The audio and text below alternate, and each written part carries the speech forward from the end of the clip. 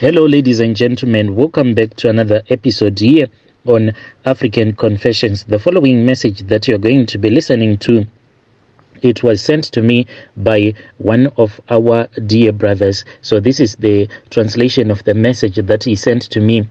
And the translation reads like this. Hello, Brother Nashi, how are you? Can you please post my own story as hidden identity? My brother, I want to confess to you the things that I did. I actually sacrificed my own best friend. He was like a brother to me ever since we were in primary school. That was when we started to be friends with each other until we became more like best friends. Anything that I will do, my friend will end up doing the same thing. So me and my best friend, that was when we left our village. And after we had left our village, we then came to Harare, but we didn't even know what to do when we came to Harare because we didn't have licenses or anything. So my friend then said, let us just go to the taxi rank. I'm pretty sure that we are going to find someone who is willing to hire us. So me and my best friend, we then went to this other taxi rank. Whilst we were at that taxi rank at Copacabana, we then spoke with this other man. Then this man, he said that he knew this other guy who had some of his cars that he wanted to place in our country. We call it Mishikashika, since in our country we do not have the services of Bolt or Uber. So the thing that you do is that when you have a private car, you just put it on the road, then you will start to pirate your vehicle, picking up passengers and dropping them off. So that man then said that he had a single Honda Fit that he wanted to be on the road pirating, picking up passengers and dropping them off. At that time, me and my friend, we were both 19 years, and that was when we started working on the road, and we were driving. Me and my friend, we were driving without having any license at all. Since we knew a lot of police officers along the way, we knew that at a certain roadblock there will be a police officers that will be waiting for us. Then we'll give that police officer the money. Then the next shift, when we are coming back, we will know that we will speak with this certain police officer. Then he will let us through. You know how things are in our country. But when I started to look at my friend, after we would have been given our money by our boss, my friend, he was someone that was really bright and intelligent.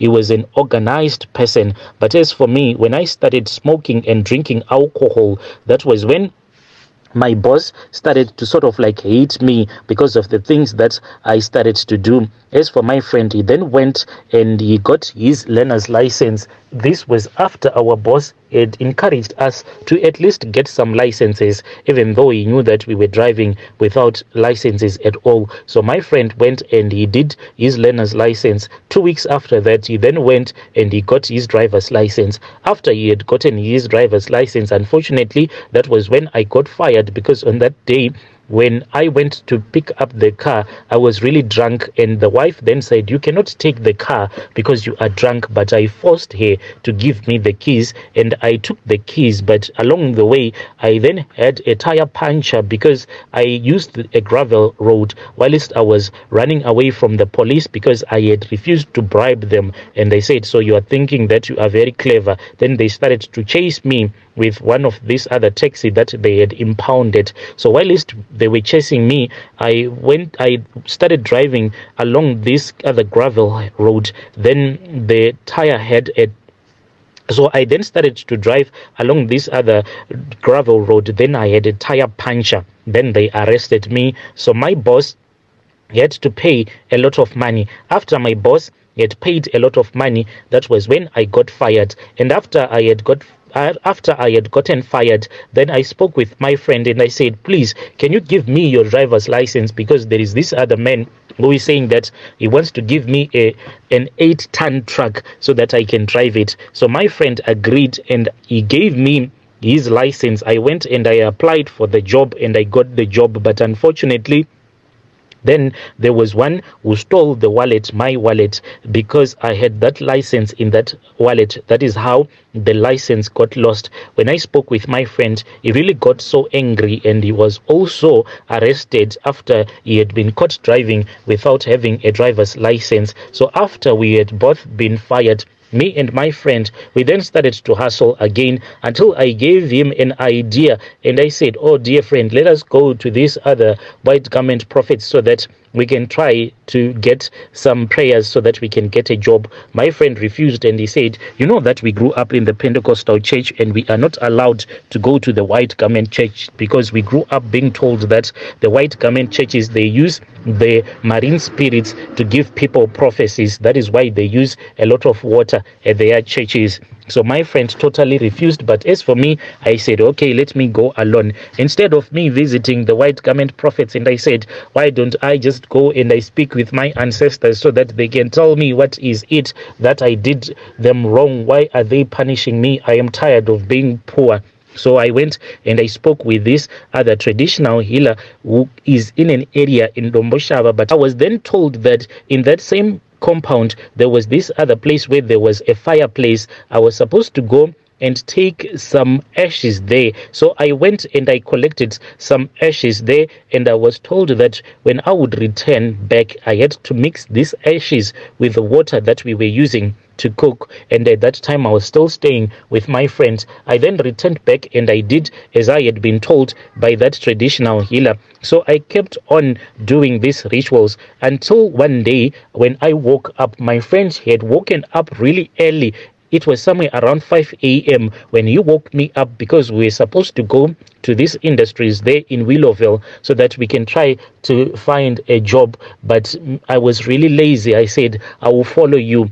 After my friend had left me, I then woke up. I think it was somewhere around 7 a.m. That was when I saw that this Shangani bag, it was full of money. I saw that it was full of money. I then ran and I took some salt, and after I had taken some salt, I started to sprinkle the salt on that Shangani bag, and then I took my phone and I called that old lady, the traditional healer who had assisted me. She then told me that I was not supposed to use any money that was inside that bag, but I was supposed to quickly run back to her compound so that we can finish up the rituals. And I said, but what if someone steals this money? She laughed and she said, that money can only be seen by you because this money, it is not yet physical, and at the same time it is no longer in the spiritual realm. So I could not understand. I then went back to Domboshawa where I spoke with this traditional healer. So this traditional healer then told me that she wanted to give me some charms, and after she would have given me these charms,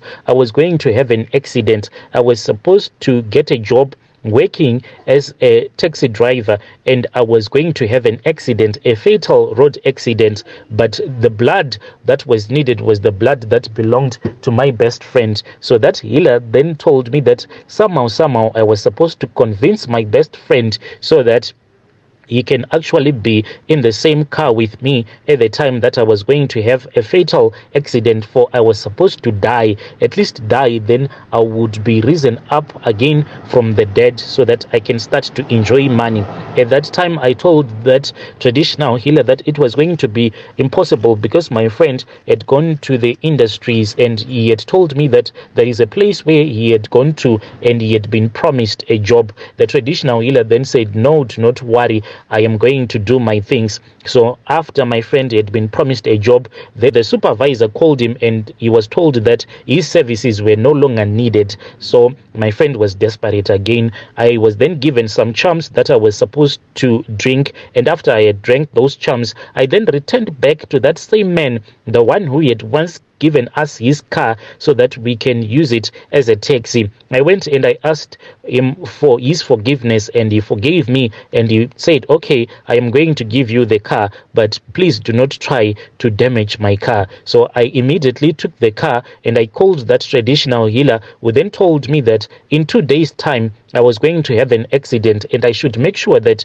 when I would have this accident, my best friend was supposed to be in that car. Otherwise, I was going to lose all of that money. For this money to become physical, the blood of my friend was going to be needed. I then convinced my friend to come so that we can start working again. I was then told that this was like the only opportunity that I was ever going to be given, and if I was going to miss this opportunity, then there was no way that I was ever going to have money ever again in my life. So I then invited my friend one day and I said, I want to do a long distance trip. Can you please come and accompany me so that when I am tired, then you can take over and you can drive? My friend, since he had been told that his services were no longer needed at that company where he had gotten the job, he said, it is fine, let us go together. We then picked up, these were like 4 people that we picked up, and along the way I saw that there was an oncoming truck, and I was not even traveling at a high speed. I think that I was traveling somewhere around 70 to 80, but still we had an accident with that truck that was coming from the opposite direction. So in that accident, all the people that I had in that car, they all passed away. As for me, because of the charms that had been given to me, the charms that the healer had made me to drink, those charms were the ones that protected me. But the healer then said that we do not want people to be suspicious. What is going to happen to you is that you are going to be in a coma. So I was in a coma for 2 weeks. Then when I was in that coma for 2 weeks, what happened is that the traditional healer came and she collected me. It was her and her assistants. I saw them. They came into that ward that I was admitted into, and they picked up my body, and then I found myself lying inside her bedroom. And when I woke up, she then told me that I was supposed to die so that I can be able to bring back this money that was suspended in a land between the spiritual realm and the physical realm. So the traditional healer told me that I was going to be buried alive and I was not going to feel any pain. So on that same night, I was then taken to the graveyard, where I saw that already the traditional healer had made some plans, and she had already had a grave that was dug up for me. Then they buried me alive without any coffin. They just placed me on top of this other reed mat and a small blanket on top of me, and then they lowered me into the grave. After 2 weeks, that was when they came back, and after they had came back, then they dug up the grave, and I found out that I was alive again. But all of this time, when I was inside that grave for 2 weeks, my relatives actually thought that I was in a coma, for my body was inside that hospital, but my spirit, my soul was no longer there. They were just seeing my own shadow in the hospital. So after that, then I was strengthened and I was given some charms so that I will never be able to see the spirit of my friend again. But the thing that really scared me was that there was this other day when I was traveling from town, because I have a few clothing shops in the middle of the CBD. So when I was coming back from town, I then saw that behind me there was a man that was sitting, but this man, he did not have a head. So I panicked and I parked the car by the side of the road. To my surprise, when I looked back at the back seat, I saw that there was no one. But when I looked at the passenger seat, I saw that there was a head.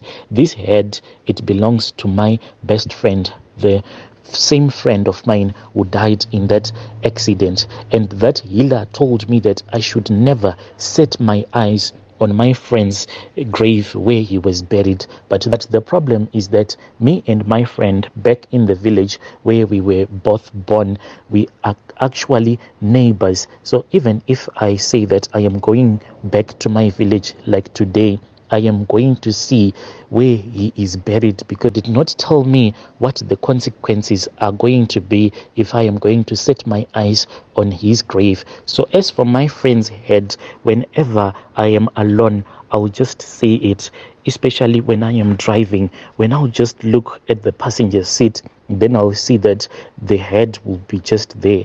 Even if I try to pick up some people that will be hitchhiking, I once picked up this other woman as I was busy driving. Then something told me to look at her. When I looked at that woman that was sitting on the passenger seat, I saw that she was actually holding my friend's head in her hands, and she was actually holding her purse, but her handbag turned itself and it became my friend's head. I have been trying to chase away the spirit of my friend with the charms that the healer has been giving me, but it is not working. Maybe I am actually losing my mind.